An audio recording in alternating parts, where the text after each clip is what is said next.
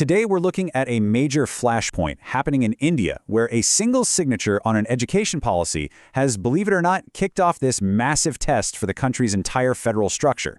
And let's be clear, this isn't just about schools. It's really about power, it's about money, and it's about that delicate, fragile balance between the central government and the states. So that brings us to the big question, right? How on earth did one seemingly routine agreement manage to spark a full-blown political firestorm and put the whole idea of state autonomy on trial? Let's get into it. Okay, so here's the core of the whole thing. The state of Kerala, which had been a really vocal opponent of the central government's new education framework, just suddenly did a complete 180 and signed on. I mean, the move was so unexpected it pretty much stunned its own political allies and left everybody asking the same question. Why? Why the sudden change of heart? And the fallout, wow, it was immediate and it was dramatic. Just look at this timeline. Within days of the signing, a political crisis just exploded inside Kerala's own ruling coalition. A key partner came out and demanded a complete reversal, which forced the government to slam the brakes on the entire deal. So how did it unravel so quickly? Well, to get that, we need to understand the policies at the heart of the storm. Right, so at the center of this whole conflict are two interconnected government initiatives, PM Shri and the National Education Policy, also known as NEP 2020. Let's break down what they are. So first up is the PM Shri scheme. Now, on the surface, it seems pretty straightforward. It's a program to pick thousands of schools, pour in some funds for upgrades, and then brand them as these national models of excellence. Sounds good, right? But here's the catch. PM Shri isn't just about shiny new buildings. It's actually the vehicle, some have even called it a Trojan horse, for implementing the much broader and way more controversial National Education Policy of 2020. The thing is, you can't have one without the other. And for a lot of people, that's the real deal breaker.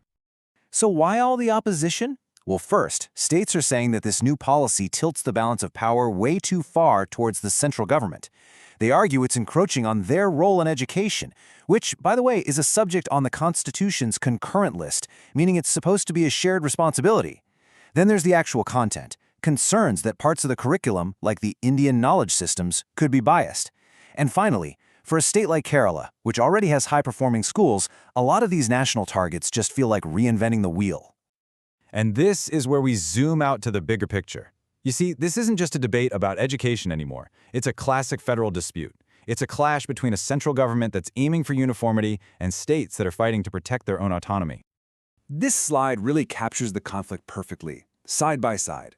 On one side, you have the center, which wants to stamp its national policy on schools all across the country. And on the other, you have Kerala, which sees this as being forced to comply, a kind of cosmetic rebrand of their own successful schools with a controversial curriculum attached. This quote, this gets to the absolute heart of the matter. It asks a really fundamental question. Should a state have to trade away its autonomy just to get the federal funding it's already constitutionally entitled to? And that leads us right to this really powerful allegation.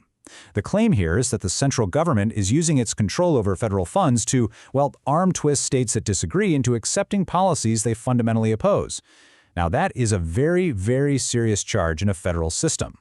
So, when you start hearing accusations of financial coercion, the fight inevitably escalates.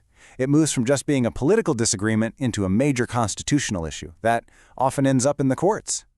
And the specific funds we're talking about here were from something called the Samagra Shikshak scheme.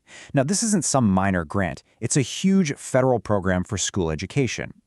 The allegation is that the center basically turned off the tap and withheld Kerala's share, all because it was refusing to sign up for the PM Shri program.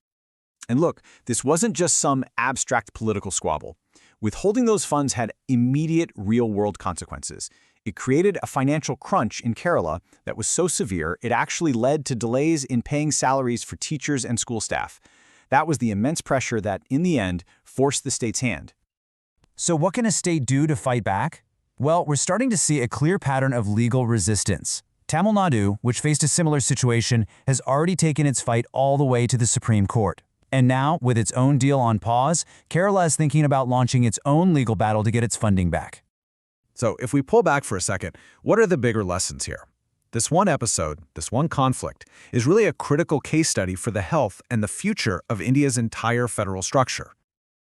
One of the biggest takeaways here is the absolutely crucial role of the judiciary. In a federal system, when the central and state governments are locked in a power struggle like this, the courts are supposed to be the referee. They're the neutral arbiter that makes sure both sides are playing by the constitutional rules of partnership. And that partnership, that's the whole idea behind cooperative federalism. All right, so let's pull together the key takeaways from this whole situation. First, the judiciary needs to step in and act decisively. These aren't just minor political tips, they're real tests of the Constitution. Second, fiscal fairness is key. Central funds are a state's right, not some kind of reward to be used as a political weapon. Third, that constitutional balance for shared jobs like education has to be respected. And finally, protecting a state's autonomy isn't just a small detail, it's absolutely essential for holding a diverse nation together. And that leaves us with this really critical question, one that applies to pretty much any federal country. How do you balance a nation's goals with the need for regional autonomy? And maybe more to the point, how do you stop the immense power of federal funding from becoming a political weapon?